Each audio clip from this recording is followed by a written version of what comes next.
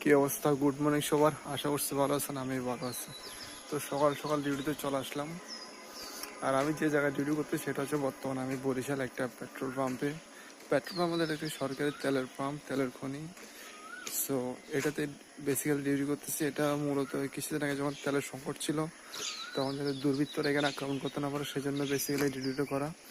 তো আমি এখন যে জায়গায় দাঁড়িয়েছি সেটা হচ্ছে পেট্রোল পাম্প। আর আমার অপোজিটে যে দেখতেছেন এগুলো এক একটা হচ্ছে বড় বড় গ্যালন। একটাতে পেট্রোল, একটাতে অকটেন, একটাতে ডিজেল, এরকম রাখা আছে। এবং এক একটা ট্যাঙ্কের ওজন এতই বেশি, অর্থাৎ ধারণ ক্ষমতা এতই বেশি। কোনোটাতে প্রায় সাপোজ এটা একটা অকটেনের দেখেন ধারণ ক্ষমতা 6,28,700। চিন্তা করে দেখছেন? ঠিক সেম অকটেন, পেট্রোল, ডিজেল সবগুলোই একই, অর্থাৎ এক একটা ধারণ ক্ষমতা অনেক পরিমাণ বেশি। সো এখানে বেসিক্যালি আমার ডিউটিটা। আর সকাল 6টা বাজে আমাদের ডিউটি শুরু হয়ে গেছে। 6টা থেকে 10টা পর্যন্ত ডিউটি করবো, এরপর রুমে যাবো, এরপর বিভিন্ন কাজ থাকে।